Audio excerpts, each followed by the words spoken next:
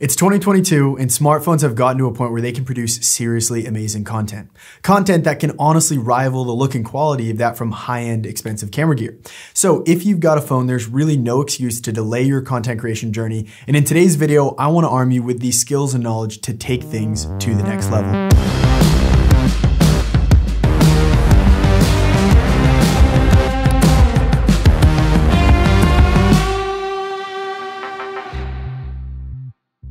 What's up, creators? My name is Anthony Gallo from the team at contentcreator.com. And in today's video, I want to give you guys the ultimate beginner's guide to picking up your phone and shooting content that truly makes you happy. This content will apply to YouTubers, social media content creators, hobbyists just looking to up the quality of their videos, and even people who are looking to start their freelance business and might want to get a jump start by using their phone to practice. I want to give you a full A to Z guide on filming with your smartphone, the apps to use, the settings, potential gear worth buying, filmmaking hacks, how to get started editing, tons of stuff to dive into today. So to get started, let's first talk about smartphones themselves. I personally am using the iPhone 13 Pro, which has really opened my eyes to the power of modern smartphones. However, I don't want you to think that the content in today's video only applies to people who own the iPhone 13 Pro. Most modern smartphones nowadays, especially the major manufacturers like Apple, Samsung, Google, they all perform extremely well, and the strategies we use to capture cinematic content don't really change at all from camera to camera. It's kind of like throwing a baseball versus throwing a tennis ball. It might feel different in your hand, but the way we throw it doesn't really change all that much. With all that being said, if you are in the market for a smartphone upgrade though, and you're looking to max out the content potential, I'd recommend the iPhone 13 Pro or the recently released S22 Ultra from Samsung. They're extremely similar from a camera perspective. Yes, the S22 Ultra allows you to shoot in 8K, which is very cool, but it comes at a very significant crop factor, and I personally don't see, people shooting on their smartphone needing 8K footage. But hey, that's just my opinion. Instead of basing your purchase decision on the camera itself, I'd suggest choosing based on the ecosystem you prefer, so like Apple or Android. Okay, now we've talked about the phone, let's talk about the apps. First off, is a separate third-party app actually necessary to create great content? Well, I don't think so, but they can definitely help in a lot of situations, simply because they let you take more manual control over the different settings. Now, a big disclaimer here about camera settings. I think a common misconception with new content creators is that there is some secret setting that's gonna magically make all the content they shoot look great. As amazing as that would be, I wish there was just some button that we could press. It's just not true. Great content is almost entirely dependent on three things that have nothing to do with your camera itself, and that's lighting, composition, and storytelling, which we're gonna talk about later in this video.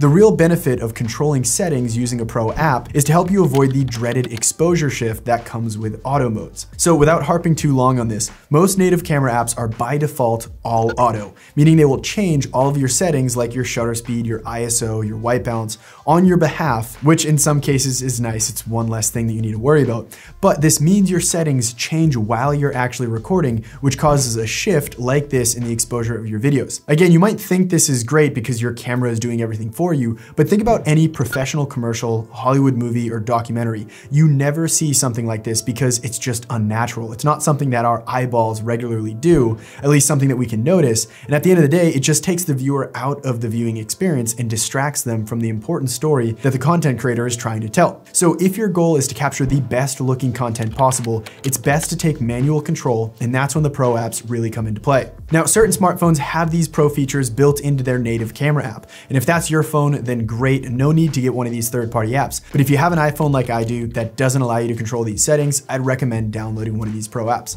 My personal go-to is Filmic Pro, which is a $15 investment, but I've also used the Moment Pro app, which is good, and I also really like the DJI Mimo app. Now, one pro tip for you guys, if you are in a pinch and you need to film something quick and you want to use the native app, you can actually lock your exposure and your focus by taking your finger and just tapping and holding on your subject. So now when I move my camera around, even though I'm going to this bright light in front of me, it doesn't change the exposure. That's gonna solve a lot of the problems that you get from the exposure shift. It's kind of like a middle ground between auto mode and using one of the pro apps. So with that being said, we've covered the apps, let's move on to the camera settings. Filmic Pro easily allows us to control the primary settings that impact our video, which are resolution, frame rate, shutter speed, ISO, and white balance. Normally we would add aperture to that list, but almost all phones have apertures that are fixed and we can't actually change it. So if you're on a smartphone, don't even worry about it. We can spend entire videos talking about each of these settings. And by the way, we actually do that in our full course 14-day filmmaker smartphone edition, which I'll talk more about at the end. But to keep things brief here, resolution is the size of your video. How many total pixels are there, and usually bigger the better. And with Filmic Pro in the settings, I recommend maxing this out, usually at 4K. Up next, we have frame rate, which is the total number of frames in each second of video. The Hollywood standard for frame rate is 24 frames per second. Anything lower than 24 individual frames in each second, and your eyeball will actually start noticing the small gaps in between each individual frame. So with that in mind, film all of your regular speed content at 24 frames per second. If you want to capture slow motion video, then you would increase the frame rate to 60, 120, or 240 frames per second, with each higher frame rate allowing you to slow the video down even more. Basically, the more frames you have in each second of video, the more you can stretch out the footage and slow things down without getting to that point where you start seeing the gaps in between each frame. After frame rate, we have shutter speed. There are two settings on our phone that we use to control the exposure of the image, which is a fancy word for brightness. Those settings are shutter speed and ISO. Ideally, you want your shutter speed to be 2 times your frame rate. So at 24 frames per second, we want our shutter speed to be 1/48th of a second. You do this on Filmic Pro by hitting this icon, locking the ISO in place by tapping on it, and then scrolling the wheel to change the shutter speed to the desired setting. You'll notice when you do that, it changes the brightness of your video. Now, if you are filming slow motion at 60 frames per second, you take the same approach and change your shutter speed to 1/120th of a second, following that 2x rule. Now, you're probably gonna finish this video, go outside, follow these settings exactly, and be like, what the heck, Anthony? My video looks terrible. How could you have steered me so wrong in life? Here's the thing. Remember what I said earlier about the importance of lighting. It truly dictates our image so much more than we ever give it credit for.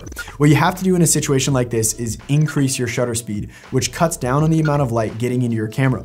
This corrects the exposure, which is good, but it all comes at the sacrifice of motion blur, which is the main reason we typically try to keep our shutter speed lower by following that 2x rule. It might sound weird, but motion blur is actually a big key to capturing natural looking content, because motion blur is something that our eyes just naturally pick up on in our day-to-day lives. Nonetheless, in certain situations, you are just forced to increase that shutter speed and lose motion blur. The only other option you have is to buy what's called a neutral density filter, or ND filter, which is basically a pair of sunglasses for your camera that cuts down on the light and allows you to keep your shutter speed in that ideal range, which brings that motion blur back into the image. My favorite brand for accessories like this is from shopmoment.com. So if you want an ND filter, that's where I'd go. Okay, moving on, ISO is the second setting that we use to control our exposure. Think of ISO like digital brightness. If it's dark and our image is underexposed, we can increase the ISO, which adds this digital brightness to the image. It sounds great, and it is really helpful, but it also adds digital noise to our image, which really decreases the quality of our videos. For this reason, always keep your ISO as low as you can to avoid that ugly noise. Only increase it when you have absolutely no other choice. Okay, up next, a really crucial setting to focus on in Filmic Pro is white balance. White balance does exactly what the name implies. It makes sure the whites in your video actually look white, not overly warm and orange or unnaturally cool and blue. The reason the color of our whites can change is because all light has a particular color temperature. And when these lights shine on objects in our videos, the color temperature of that light changes the color balance of our scene, and in order to compensate for those changes, we use the white balance setting on our camera. So there is no perfect setting for white balance. It changes scene to scene depending on the color temperature of the lights. Now, auto white balance on your phone is a very helpful feature, but we still fall victim to that unnatural shift that can occur while filming as our phones make the decision for us. So instead, what you should do is, before hitting that record button, open the white balance setting in Filmic Pro, click on auto, which will set it for the current scene, and then click on it again until it turns red, which locks that white balance, keeping it from changing during our actual recording. This is going to help your scene stay consistent from start to finish, which is much more professional. Now, if it still looks slightly weird after locking it, you can fine tune the white balance by using this bar here until things look just much more natural on camera. Now, the last thing I want to talk about here while we're still in the app, it's not technically a traditional camera setting, but with modern smartphones, we typically have multiple cameras that we can toggle back and forth between. Most phones have a standard wide, an ultra wide, and a telephoto camera, which is great. It really gives us more range in the diversity of shots that we can capture, but, and this is a pretty big but, they're not all built equally. 95% of the time, and I'd even say 99% of the time, the standard wide camera is much better than the other two when we're talking strictly about image quality. This is because they're made with much larger sensors, which capture better video. They have wider fixed apertures that let in more light, which means the camera's gonna perform better in low light situations. And they usually have more advanced stabilization technology, helping to smooth out the movements in your footage so that when you're walking down the road and filming your dog that you're on a walk with, the footage is just gonna naturally look more smooth. So in my eyes, if the goal is to capture the highest quality video content possible, you really are gonna wanna stick with that main camera.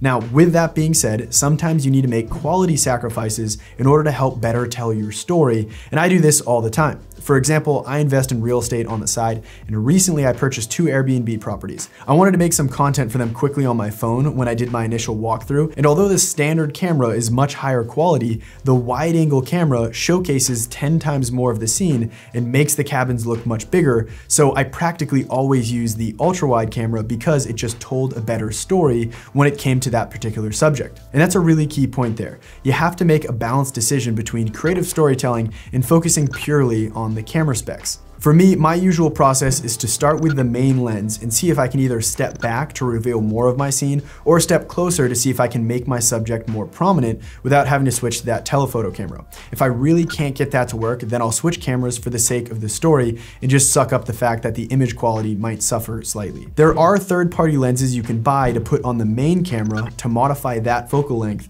without sacrificing quality, but I almost find myself not carrying them around with me simply because the whole purpose of smartphone content creation in my eyes is to be lean, run and gun without needing a huge setup and tons of gear. Okay, that was a lot of info, I know, and I'm sorry for being so technical, but questions about settings, cameras, and lenses are up there for the most common questions we get from people getting started. Like I said earlier, at contentcreator.com, we have a full masterclass on smartphone filmmaking covering all of these settings in greater detail, but for now, doing exactly what I talked about when it comes to these settings will put you off to an amazing start. Moving on though, let's talk about the #1 thing that will impact the quality of your content.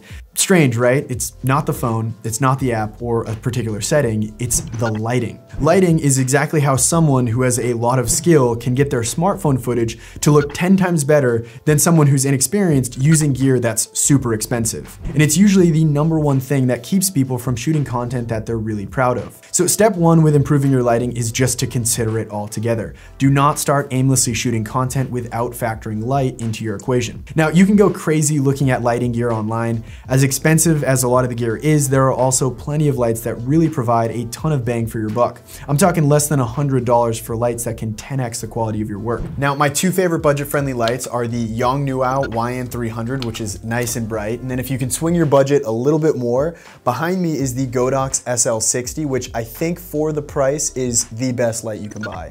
Now, just having light is only one half of the equation here. The second half is diffusion. You see, there are really 2 types of light. There's hard light and soft light. Hard light, like the name suggests, is really harsh and it doesn't really flatter people.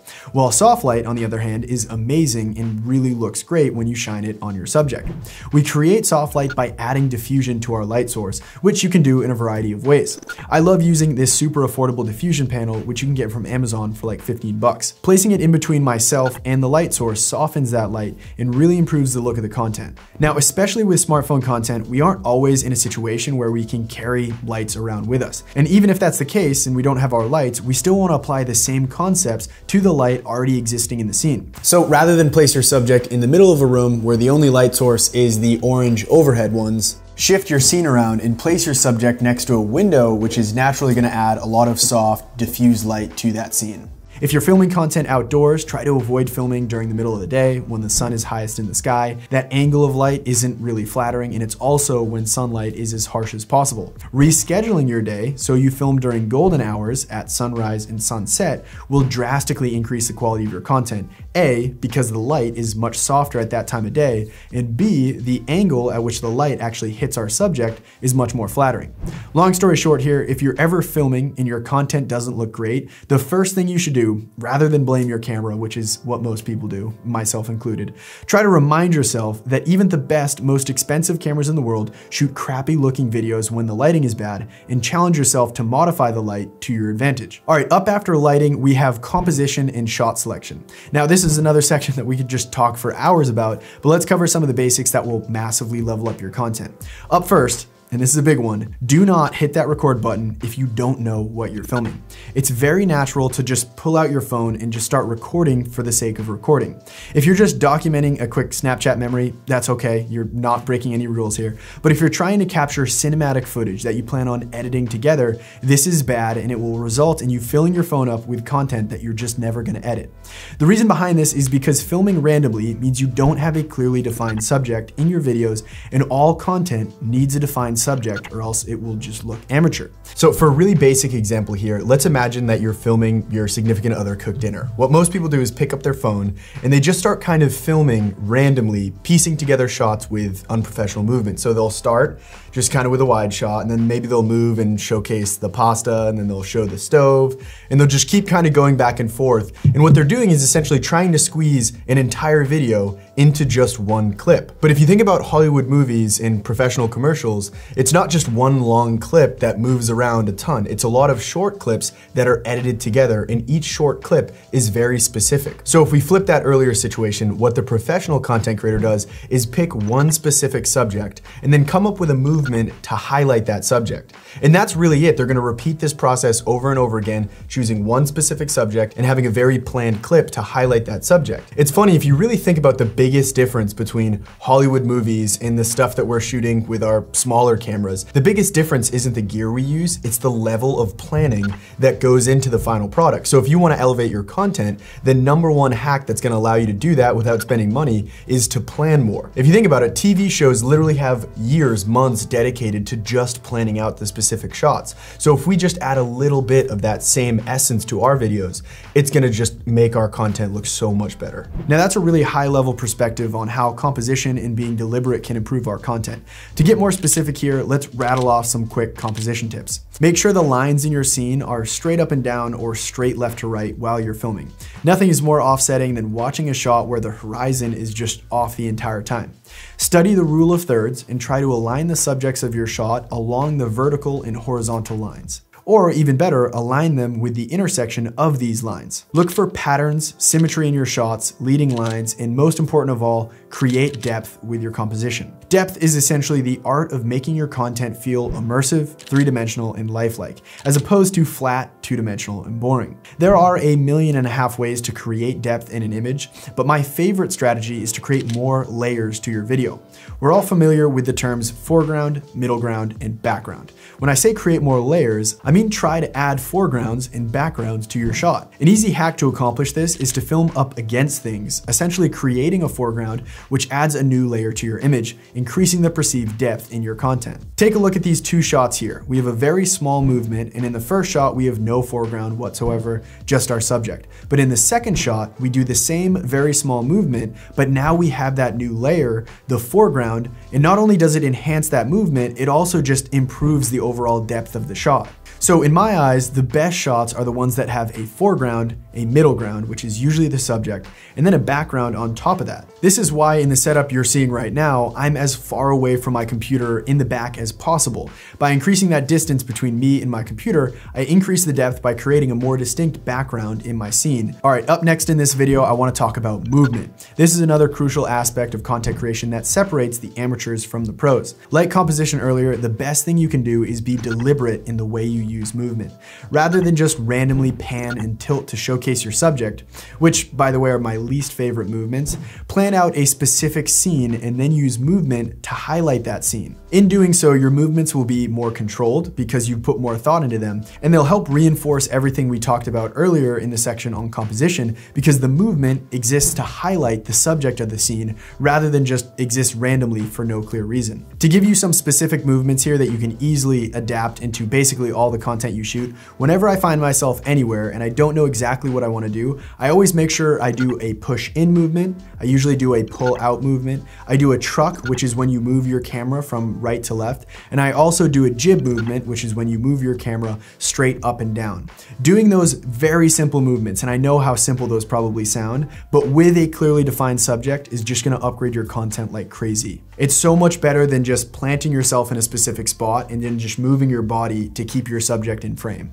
Now, you might be asking, okay, Anthony, well, how do I create these smooth movements? Well, I'm glad you asked. Believe it or not, modern smartphones have amazing built-in image stabilization that honestly allows you to capture smooth movements handheld. The key though is that less is more when it comes to creating these movements. Don't go sprinting down the road filming handheld and expect the footage to look smooth. Instead, plan out small, controlled movements that highlight your subject. Tying in an earlier concept, by filming up against something in the foreground, you'll actually increase the impact of small movements because the foreground will be moving much faster than what's further away in your image. Now, if you do want to push it one step further and purchase some additional gear to enhance your projects, my #1 recommendation for smartphone filmmaking tools would be a motorized gimbal, with my favorite being the OM5 sold by DJI. This will allow you to move faster and farther with your camera while still keeping the footage pretty dang smooth. There are a ton of tools that you can buy for smartphone filmmaking, and if you guys want me to make another video just talking about accessories, let me know in the comments below and maybe we'll make that for our next YouTube video. And while you're down there in the comment section, if you're finding this valuable, I'd really appreciate that like button if you could hit it, and maybe the subscribe button as well.